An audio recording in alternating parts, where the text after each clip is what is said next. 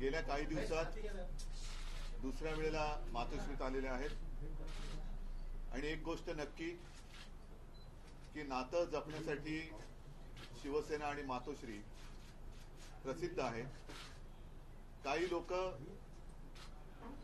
केवळ राजकारण करतात, पण आम्ही मात्र राजकारणाच्या पलीकडे जाऊन नातं जपत असतो. अरविंद जी, आप आए हो, मैं यही कह रहा था कि पिछले कुछ दिनों में आप लगातार दूसरी बार आए हो. हम तो रिश्ता मानने वाले और रिश्ते संभालने वाले लोग हैं. ठीक है, राजनीति अपनी और अपनी जगह पर है. स्वाभाविक है, आने वाला वर्ष निवडणूक का, इलेक्शन का या चुनाव का वर्ष है. इस बार अगर ट्रेन छूट गई तो हमारे देश से प्रजातंत्र गायब हो जाएगा. और प्रजातंत्र को कायम बचाने के लिए मैं सिर्फ विपक्ष, ये शब्द जो है वो थोड़ा सा गोलमाल शब्द है. विपक्ष मतलब किसका विपक्ष, किसका विरोधी? हम तो सारे देश प्रेमी हैं और देश से जो प्रजातंत्र हटाना चाहते हैं वो प्रजातंत्र के लिए और देश के लिए मैं मानता हूं आज से उनको विपक्ष या विरोधी बोलना चाहिए. लोकतंत्र विरोधी, लोकतंत्र विरोधी लोगों का मुकाबला करने के लिए और देश को बचाने के लिए हम एक साथ आए हैं, संविधान को बचाने के लिए आए हैं. और जैसे अभी आपने देखा होगा पिछले कुछ दिनों में सर्वोच्च न्यायालय ने 2 निकाल दिए हैं. एक तो शिवसेना के बारे में है और दूसरा दिल्ली के बारे में, दिल्ली के विषय में. प्रजातंत्र में सबसे ज्यादा महत्व जो भी लोक प्रतिनिधि होते हैं उनका होना चाहिए. और आप मतलब अरविंद जी भी है और आप पार्टी भी है, सरकार भी दिल्ली की है. उनके मैं साइड से नहीं कहता कि, लेकिन उनके बारे में जो सर्वोच्च न्यायालय ने एक फैसला दिया है वो एक प्रजातंत्र के लिए आवश्यक था, लेकिन उसके खिलाफ केंद्र सरकार ने काय म्हणे त्याला वटहुकूम, अध्यादेश लाया. तो ये कौन सा जनतंत्र है? ये तो लोगों ने चुने हुए प्रतिनिधि है, अपने लोग हैं, अपना प्रतिनिधि उन्होंने चुना है, तो उनको कुछ अधिकार होने चाहिए कि नहीं होने चाहिए? तो फिर शायद ऐसे भी दिन आ जाएंगे कि राज्य में, स्टेट में इलेक्शन ही नहीं हो जाएंगे, सिर्फ केंद्र में इलेक्शन हो जाएंगे. वो भी इलेक्शन 2024 तक होने की संभावना है. उसके बाद जनता जो फैसला करेगी वो जनता, इसलिए हम उनको नींद से जगाने के लिए एक साथ आए हैं. बाकी की जो बातें हैं मैं अरविंद जी आपको कहूंगा कि आप विस्तार से कहे, नहीं तो मैं ये सारी बातें कह दूंगा तो आपको कहने के लिए कुछ बचेगा. सबसे पहले मैं आप सब लोगों को शुक्रिया अदा करता हूं आज यहाँ आने के लिए. मैं उद्धव जी का, उनके पूरे परिवार का और उनकी पार्टी का अपनी तरफ से, अपनी पार्टी की तरफ से और हमारी पूरी टीम की तरफ से, हम जो लोग आए हैं सबकी तरफ से तहे दिल से शुक्रिया अदा करता हूँ. इतना उन्होंने अब हमें अपने परिवार का हिस्सा बना लिया है. तो जैसा उन्होंने कहा, मैं भी उन्हें कहना चाहता हूँ कि हम भी रिश्ता निभाने वालों में हैं. आपके साथ रिश्ता बनाया है तो पूरी ज़िंदगी आपके साथ रिश्ता निभाएंगे, दोस्ती का रिश्ता. Thank you so much for receiving us so warmly. जैसा आप सब लोग जानते हैं कि दिल्ली के लोगों ने बहुत लंबी लड़ाई लड़ी अपने अधिकारों के लिए. जैसे ही दिल्ली में हमारी सरकार बनी 2015 में, हमारी सरकार बनते ही मोदी सरकार ने हमारी सारी शक्तियां छीन ली एक छोटा सा नोटिफिकेशन पारित करके. फरवरी 2015 में सरकार बनी और मई के अंदर 3 महीने में नोटिफिकेशन जारी करके हमारी सारी शक्तियां छीन ली. 8 साल दिल्ली के लोगों ने लड़ाई लड़ी सुप्रीम कोर्ट के अंदर. 8 साल लड़ाई लड़ने के बाद सुप्रीम कोर्ट ने हमारे पक्ष में फैसला दिया. जिस दिन फैसला आया 8 साल की लड़ाई के बाद, उसके 8 दिन के अंदर केंद्र सरकार ने अध्यादेश जारी करके वो सारी शक्तियां वापस छीन ली. तो जनतंत्र के अंदर जनता की चलनी चाहिए कि गवर्नर की चलनी चाहिए, जनता की चलनी चाहिए कि केंद्र की चलनी चाहिए?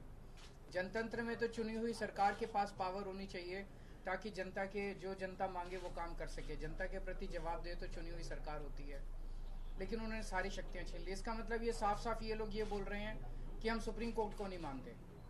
पिछले जिस तरह का इनका रवैया इन लोगों का, हमने पिछले कुछ महीनों में ये भी देखा कैसे इन लोगों ने, इनके मंत्रियों ने, इनके नेताओं ने सुप्रीम कोर्ट के दूसरे जजों को किस तरह से ये लोग गाली देते हैं, गंदी गंदी गालियां देते हैं, जिस तरह से इनके लोग जजों के खिलाफ और जुडिशरी के खिलाफ सोशल मीडिया पे कैंपेन चलाते हैं, इनके लोग जजेस को, रिटायर्ड जजेस को एंटी नेशनल बोलते हैं, तो इनका जुडिशरी पे इनका कोई वो नहीं है। अब इन्होंने एक मैसेज दे दिया कि सुप्रीम कोर्ट जो मर्जी फैसला दे, हम नहीं मानते, हम ऑर्डिनेंस ला के सुप्रीम कोर्ट के फैसले पलट देंगे।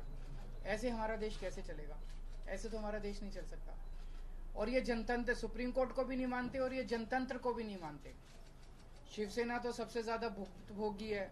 किस तरह से भारी बहुमत से चुनी हुई, जनता द्वारा चुनी हुई सरकार को इन्होंने गलत तरीके से सीबीआई से, ईडी से, पैसे से इनके एमएलएज को तोड़ के इनकी सरकार गिरा दी।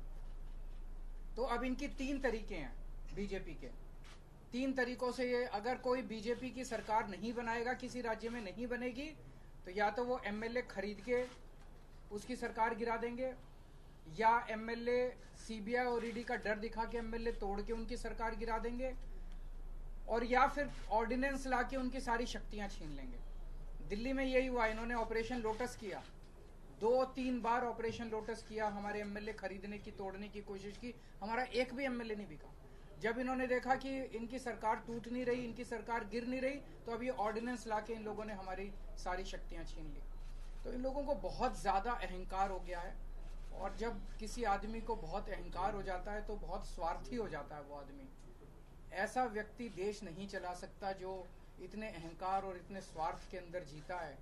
वो फिर देश के बारे में नहीं सोचता, वो केवल, ये ऑर्डिनेंस क्या है? ये ऑर्डिनेंस ये है कि सुप्रीम कोर्ट की हिम्मत कैसे हो गई हमारे खिलाफ आदेश देने की, हम देखते हैं। तो ये अहंकार का नतीजा है। अहंकार के अंदर जब आदमी आ जाता है तो फिर कुछ नहीं बचता है। तो मैं बहुत बहुत शुक्रिया अदा करता हूँ शिवसेना का, उद्धव जी का, कि उन्होंने दिल्ली के लोगों का आज साथ दिया। ये लड़ाई दिल्ली की नहीं है, ये लड़ाई पूरे देश के अंदर संविधान की है, जनतंत्र की है, फेडरलिज्म की है। जिस तरह से सारी देश के अंदर सरकारों को परेशान किया जा रहा है, सीबीआई और ईडी का डर दिखा के सरकारें तोड़ी जा रही हैं गवर्नर्स के जरिए। आपको जान के ताज्जुब होगा, पंजाब के अंदर इस बार बजट सेशन नहीं बुलाने दिया गवर्नर ने। गवर्नर ने कहा बजट सेशन नहीं होगा। आप सोच सकते हैं, बजट सेशन की अनुमति नहीं दी गवर्नर ने। इनको सुप्रीम कोर्ट जाना पड़ा, सुप्रीम कोर्ट से आदेश लेके आए कि बजट सेशन होगा, तब बजट सेशन हुआ। तो ये तो जनतंत्र ही नहीं बचेगा। फिर चुनाव क्यों कराते हो? फिर तो एक प्रधानमंत्री और 31 गवर्नर बैठ के अपना देश चला लें। फिर कोई मुख्यमंत्री की जरूरत नहीं, कोई कैबिनेट की जरूरत नहीं, कोई काउंसिल ऑफ मिनिस्टर्स की जरूरत नहीं। इसको हम सबको मिलकर लड़ना होगा। ये केवल दिल्ली की लड़ाई नहीं है।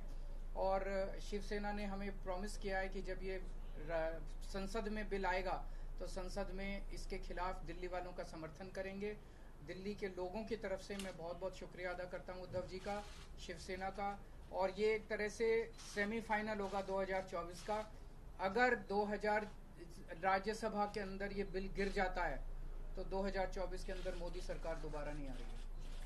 मैं भगवान जी से बहुत धन्यवाद उद्धव जी का, उनके सारे एमपी लोकसभा और राज्यसभा के मेरे साथी भी रहे, अरविंद जी, संजय राउत जी, और मेरी पार्टी के प्रधान अरविंद केजरीवाल जी।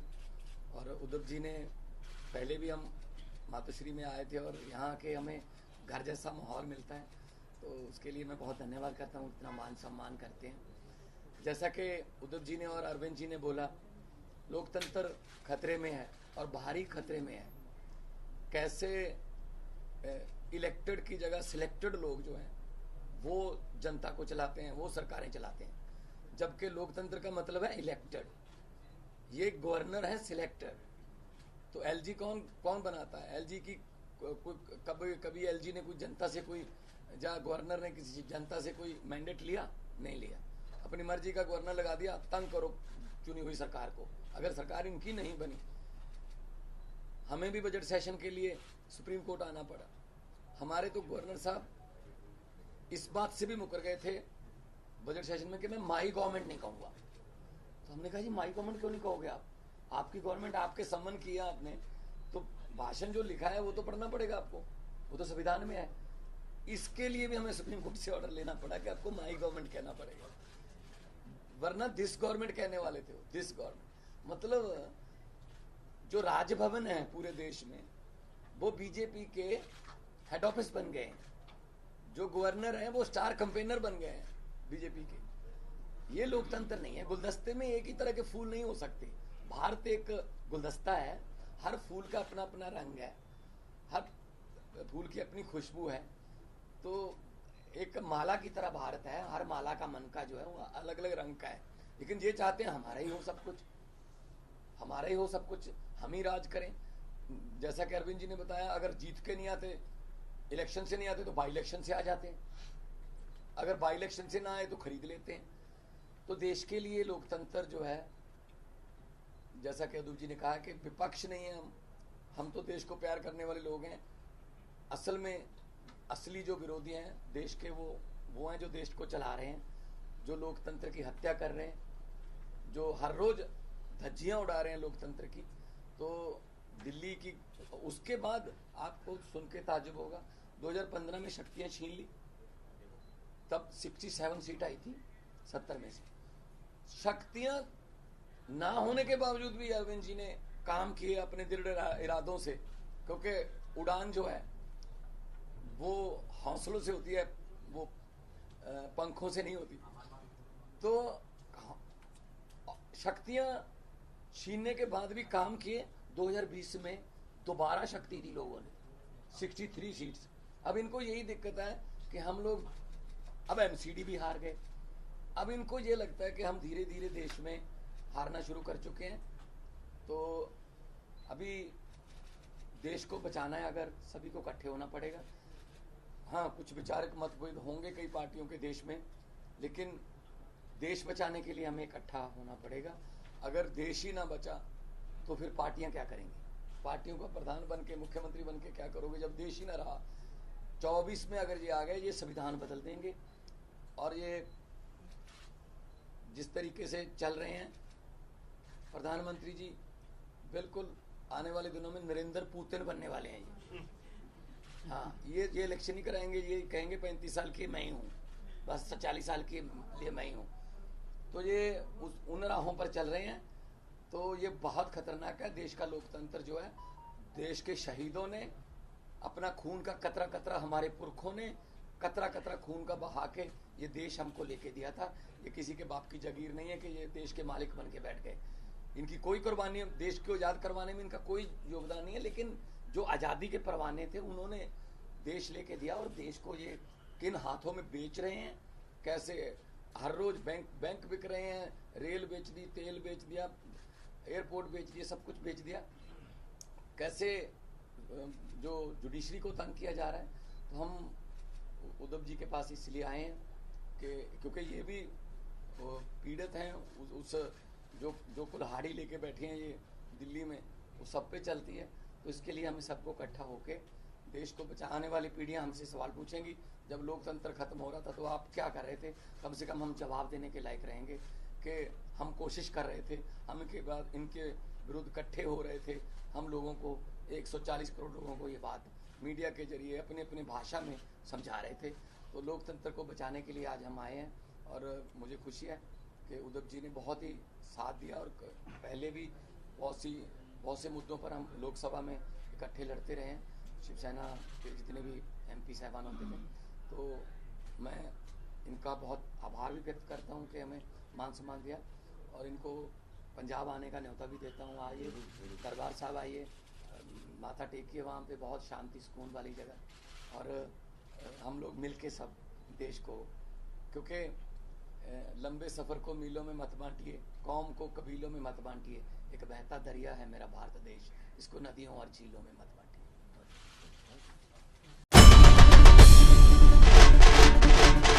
आई भवानीचा गजर म्हणजे